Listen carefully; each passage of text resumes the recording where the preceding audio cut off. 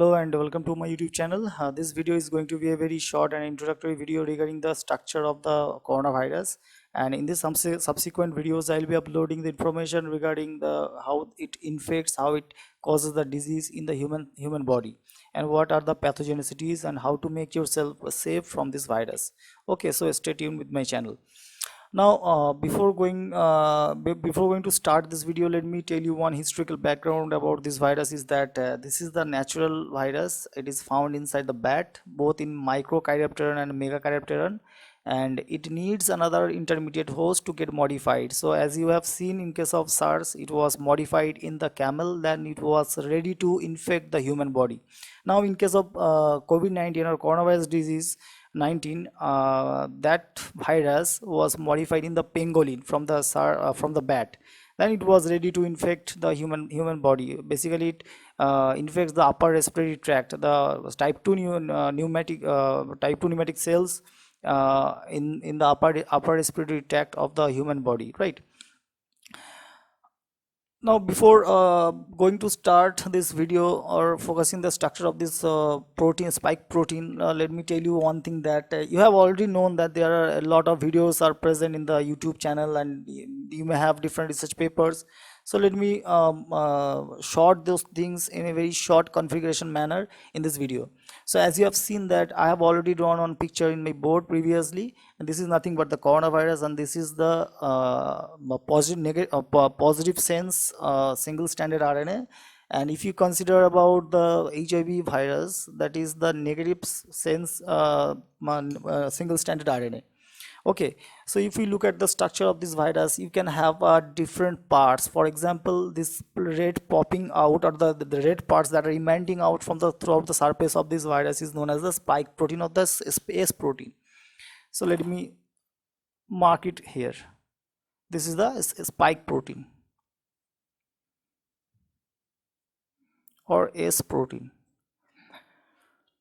And this S protein or a spike protein is having a very interesting feature. That's why it is known as the novel coronavirus or new version of the SARS coronavirus, right? And this violet portion or the violet protein is known as, so let me mark it with black.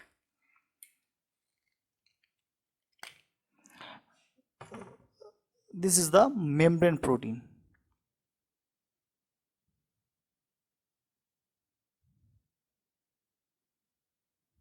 Or M protein.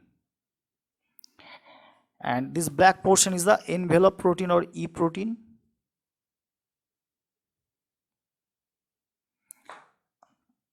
And you can see that inside this virus, you can have a look of this orange part, that is the RNA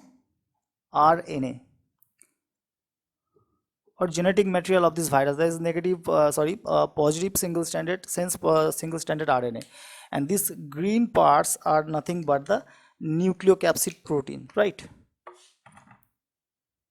Or N protein.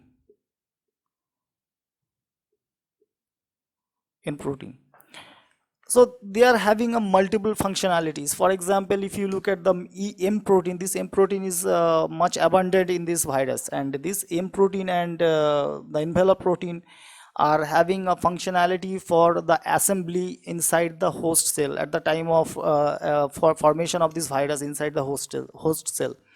And this M protein or envelope, or the nucleocapsid protein is very much important for the replication of this RNA, right?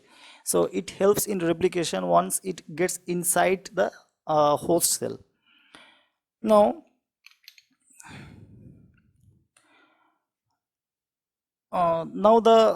if we take a look at this particular spike protein in a very zoom in configuration, then we can have a look like this.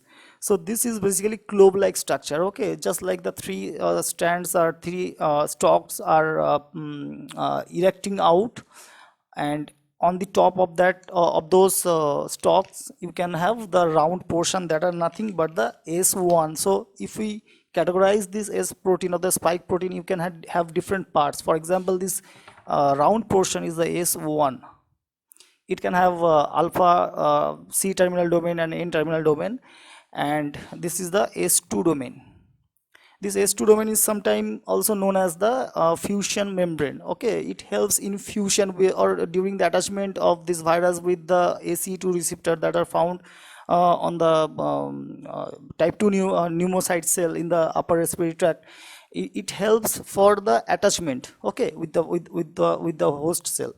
And this is the HE region or hemagglutinin esterase region. HE region, it is also some functionalities for the attachment.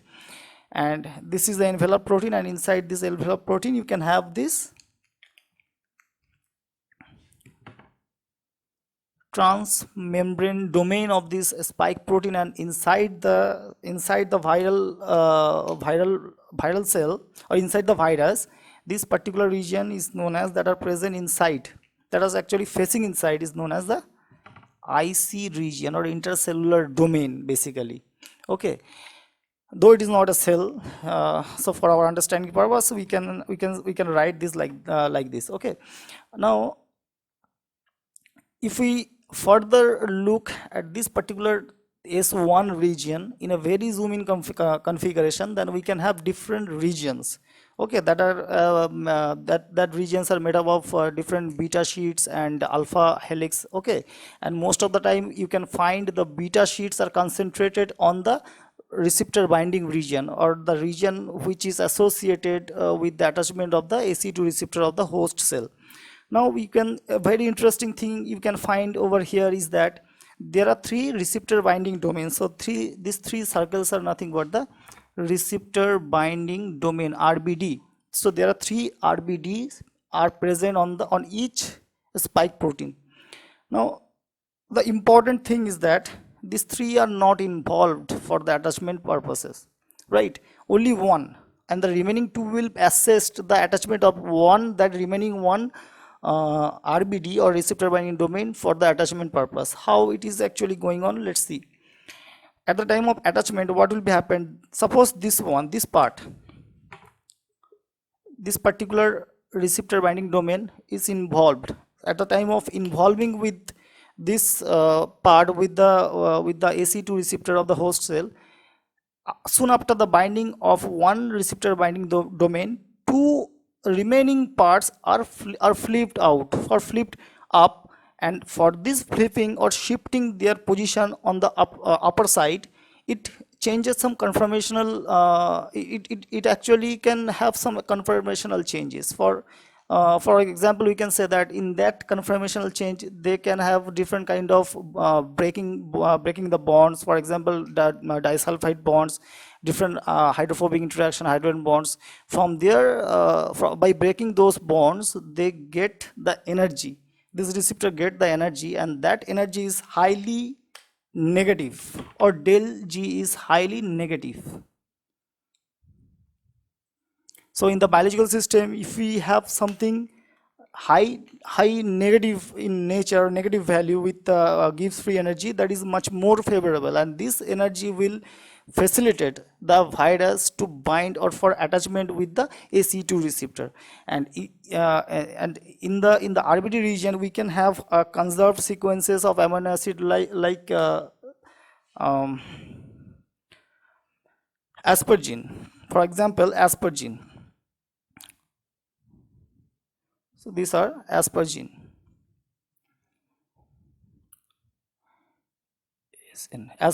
and also threonine. So these particular red circles, these red circles are nothing but the threonine. Okay, so this aspergine is having a very important and very interesting functionality, because at the time of attachment of this virus with the host cell, some enzymatic secretions are actually present, can be found to occur. In that case, those enzymes cannot infect the virus. Why? Because this aspergine amino acid will make some covalent bonds with those enzymes. As a result of that, the enzyme cannot work. Okay, so ultimately it is, this virus is protecting itself from those enzymes secreted from our bodies, right? So that's why it is getting protected itself from our immune system or our enzymatic system at the very initial stage. So you can have different functionalities, different scenarios that I will show you later in the future successive videos. Okay, now one thing you can see here, the beta sheets are concentrated at the site where the attachment will be conducted or attachment will be happened with the host cell. Okay, and at the time of attachment, some one particular protein cleaving enzyme known as the protease, that is the protease.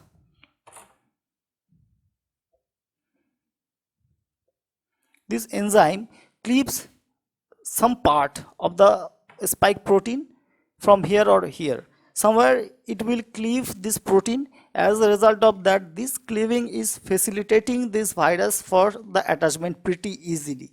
Okay, so this is a very short video. This is a very brief video, okay, regarding the structure of this virus. I hope it will help you a lot for getting some information about the virus.